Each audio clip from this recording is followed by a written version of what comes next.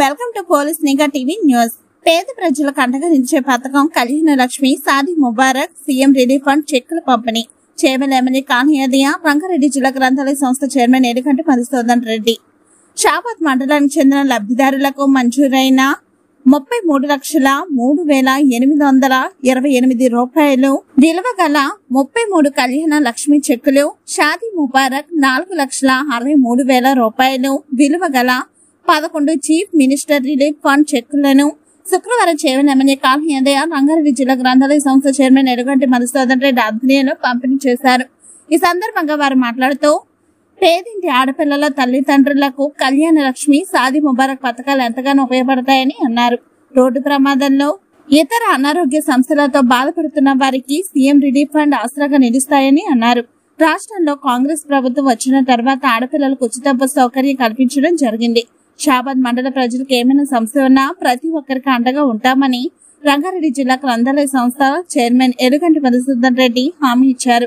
ఈ కార్యక్రమంలో Gudi Malkapur market vice chairman Kavali Chandrashekar, Sardar Nagar market chairman Surender Reddy, MRO Anwar, మాజీ ఎంపీటీసీ కొమ్మరి చెన్నయ్య, గుండాల అశోక్, మాజీ సర్పంచులు రవీందర్ నాయక్, మహేందర్ గౌడ్, శ్రీనివాస్ గౌడ్, జంగయ్య, నాయకులు స్వామి, రామరెడ్డి, ప్రభాకర్ రెడ్డి, ఆంజనేయులు, శ్రీనివాస్, రాహుల్, వెంకటరెడ్డి, గౌరీ, మహేష్, రమేష్, సూర్య, రవీందర్, లబ్ధిదారులు తదితరులు పాల్గొన్నారు. ఒక ముఖ్యమంత్రి హోదాలో ఉండి నేను ఒక గ్రామానికి పోతుందంటే మనకెందుకు భయము?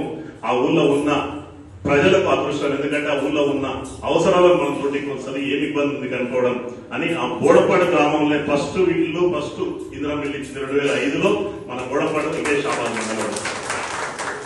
అదే విధంగా ఈ రోజు కూడా గర్వంగా చెప్తాం, కాంగ్రెస్ నాయకులము, కాంగ్రెస్ పార్టీ వాళ్ళము.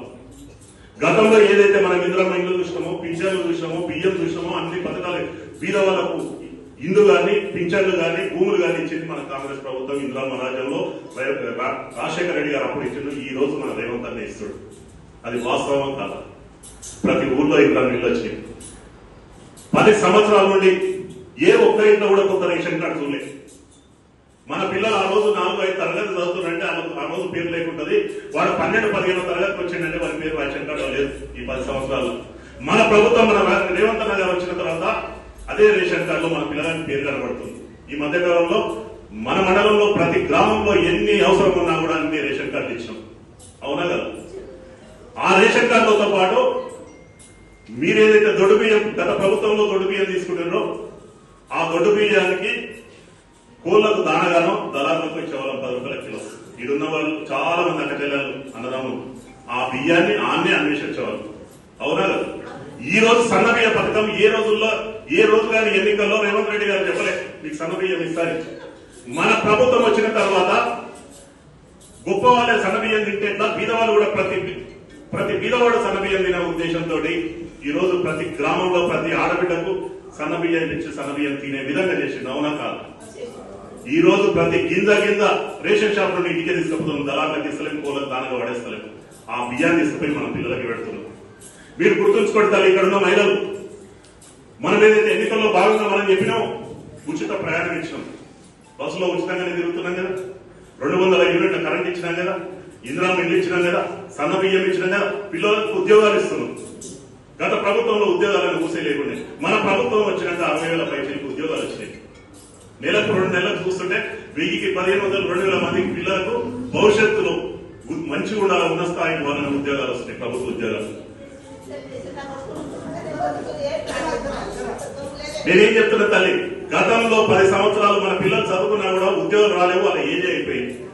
మన ప్రభుత్వం వచ్చినాక రేవంత్ అన్న ముఖ్యంగా మహిళల మీద కాన్సన్ట్రేషన్ చేసి ప్రతి గ్రామంలో ఏదైతే ఉంటే మహిళలకే కదా ఈ రోజు మహిళలకే ఇల్లు ఇస్తున్నాడు. వాస్తవం కాదు? మీరు అనుకుంటున్నారు మాకు పింఛన్ ఇస్తాడు, 4,000 పింఛన్ ఇస్తాడు, మా పిల్లలకు 2,500 మహిళలకు ఇస్తాడు. అది కూడా త్వరలోనే వస్తుంది, మీ దగ్గరకు వస్తుంది. ఖచ్చితంగా 2,500 మహిళలకు ఇచ్చుకోవడం కాదు, ప్రతి ఇంటికి 2 పింఛన్లు ఇచ్చి అది 4,000 రూపాయలలో వీటికి 8,000 రూపాయలు ఇచ్చే బాధ్యత రేవంత్ తీసుకుంటారు. మేము కాంగ్రెస్ ఇక్కడ ఉన్న ఎమ్మెల్యే గారు కానీ ప్రతి ఒక్కరు ఎమ్మెల్యేలు కూడా రాష్ట్రంలో ఉన్న ఎమ్మెల్యేలు సీఎం గారు దృష్టికి తీసుకుపోతుండ్రు. అతి త్వరలోనే ఆ 2 స్కీమ్లు కూడా తీయలేదు. ఏదైతే ఎందుకంటే మనం చూస్తున్నాం, రాజశేఖర రెడ్డి గారు మాట ఇచ్చిండు తప్పుడు అంటే ఈ రోజు మన రేవంత్ అన్న గారు కూడా మాట ఇచ్చారంటే తప్పదు అనేది మీరు గుర్తుపెట్టుకోండి. గతంలో ఎప్పుడు ఏ నాయకులు 10 సంవత్సరాల నుండి మన షాబాద్ మండలంలో ఏ నాయకుడు ఒక కొత్త రోడ్డు వేయలేదు. మన గౌరవ ఎమ్మెల్యే గారు ఇదే షాబాద్ మండల్ ఈ మధ్య కాలంలో 2 సంవత్సరాల కంటిన్యూ మన షాబాద్ మండల్ నెలకు 1-2 ప్రోగ్రాం పెట్టుకుంటూ వస్తుండు. రోడ్ల పరిస్థితి చూసి 22 కోట్లు బీటీ రోడ్ల విధంగా కానీ 5 గ్రామాలకు పెద్ద రోడ్లు ఇచ్చాడు. ఇదే 15 కోట్లు సీసీ రోడ్లకు అండర్ గ్రౌండ్ డ్రైనేజ్ అందిస్తుంది. ఇప్పుడు కూడా 5 కోట్ల రూపాయల పనులు పెండింగ్ ఉన్నాయి. ఇంకో వారం 10 రోజుల్లో మళ్ళీ రోడ్డు పూజలకు వస్తాడు. మీరు గమనించాలి, మన గ్రామంలో ఏ ఇబ్బంది ఉన్నా కూడా రోడ్ల సమస్య, ఇళ్ల సమస్య, పింఛన్ల సమస్య, భూముల సమస్య. భూములు అంటే మీకు ఒకటి చెప్తున్నాను, గతంలో టీఆర్ఎస్ ప్రభుత్వంలో ఎవరైనా ఒక పెద్ద భూమి పంచాయతీ ఉంది, భూమి సమస్య ఉందని నాయకుడి దగ్గరికి వెళ్తే ఆ నాయకుడు అడిగేవాడు, ఇల్లు నీకెంత నాకెంత. మన ప్రభుత్వం వచ్చినాక మన షాబాద్ మండలంలో ముఖ్యంగా చెప్తున్నాను, అలాంటి దళాలు లేరు, అలాంటి నాయకులు లేరు. మీరు ఎక్కడైనా నిర్ణయంగా మేము అవసరం ఉంటే ఎంఆర్ఓ గారికి ఒక సింపుల్ గా ఫోన్ చేస్తున్నాం. ఎంఆర్ఓ గారు ఒక పలానా వస్తుడు, అదేందో చూడండి, పరిష్కరించుండండి. ఆ పేపర్లను మేము చూస్తలేము, మాకెంత మీకెంత అంటలేము. ఖచ్చితంగా బీదోడు ఆ భూములను క్లియర్ చేసుకోవాలి.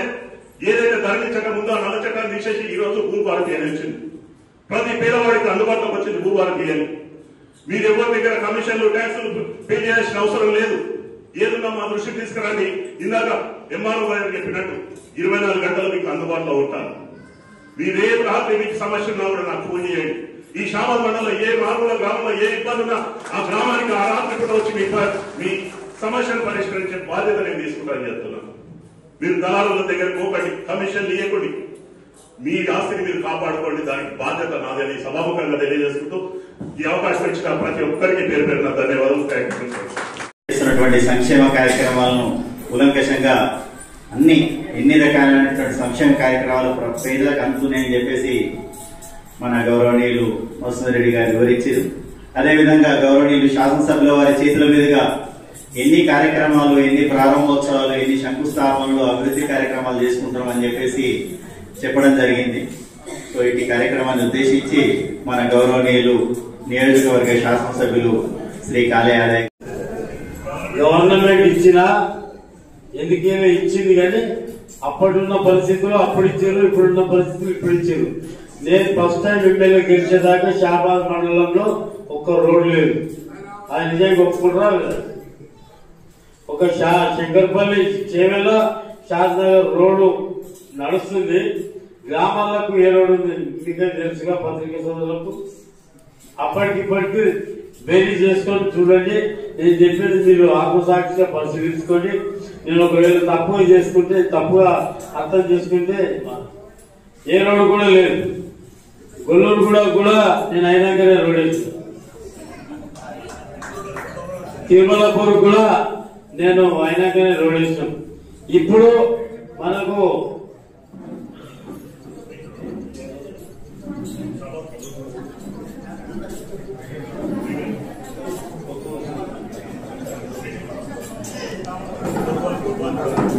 కొత్వాల్గూడ నుంచి ఇప్పుడు పెద్ద రోడ్డు 300 ఫీట్లతో రేడు వస్తుంది. అప్పుడు చేవెల కూడా అవసరం లేదు. మనం పోయేది కొత్వాల్గూడ నుంచి కర్ణాటక వరకు పెద్ద రోడ్డు వస్తుంది. లక్షల వరకు ఇండస్ట్రియల్ డెవలప్మెంట్ పార్క్ వస్తుంది. ఆ పార్క్ కు డైరెక్ట్ గా ఎయిర్పోర్ట్ నుంచి కనెక్షన్ ఉండడానికి చాలా పెద్ద రోడ్డు 300 ఫీట్ల రోడ్ వస్తుంది. కానీ గత ప్రభుత్వం లోపల కూడా హైదరాబాద్ నగరపల్లి బ్రిడ్జి మంజూరు చేశాం. తిమ్మారెడ్డి కూడా పామిన మధ్యలో 6 కోట్ల పెట్టి రోడ్ వేసి బ్రిడ్జి కట్టాం. అదేవిధంగా 8 కూడా బ్రిడ్జి కూడా అప్పుడు చేయించినాం. అడపదడప అన్ని రోడ్లు కూడా బీటీ రోడ్లు, రెన్యువల్ బీటీలు చేసినాం. తర్వాత ఇప్పుడు వచ్చినాక 22 కోట్ల రూపాయలు, 18 కోట్ల రూపాయలు మొత్తము 28 కోట్ల 18 కోట్లు షాబాద్ మండలంలో పెట్టినాం.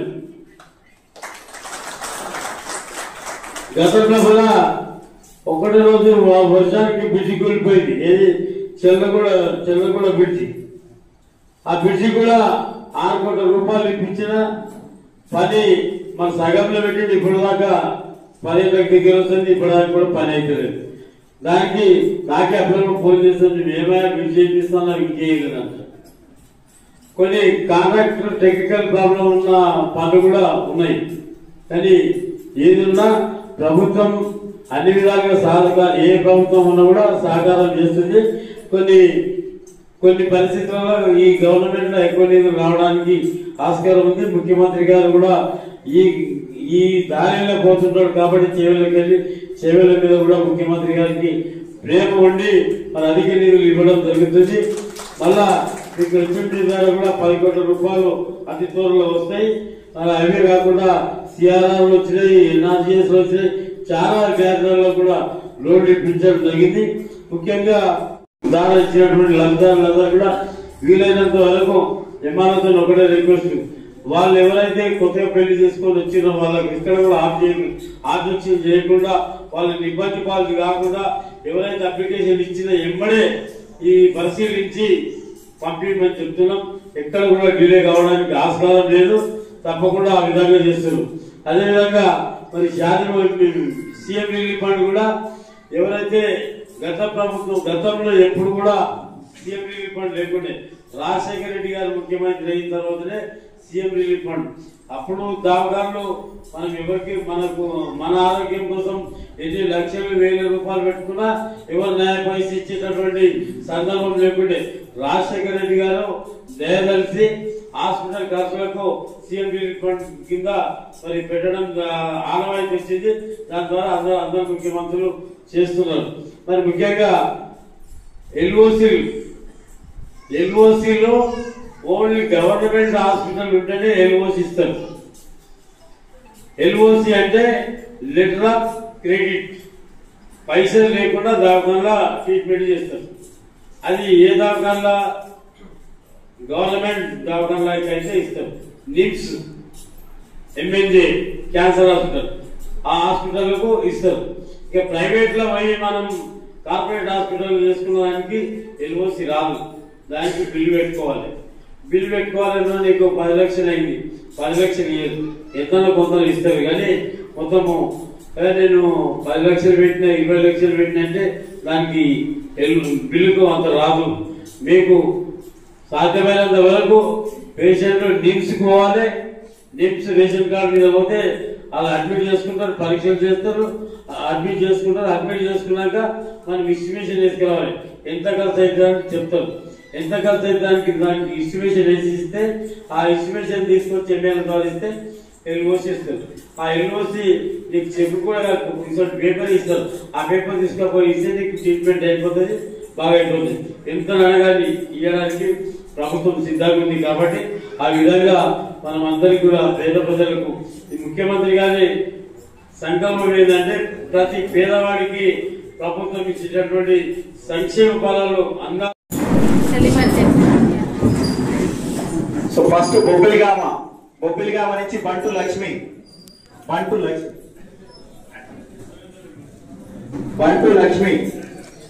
తర్వాత భువనగిరిపల్లి నుంచి బండారు శోభ,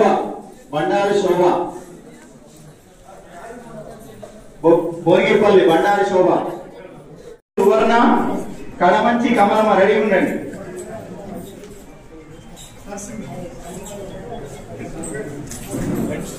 ఇది నాగరే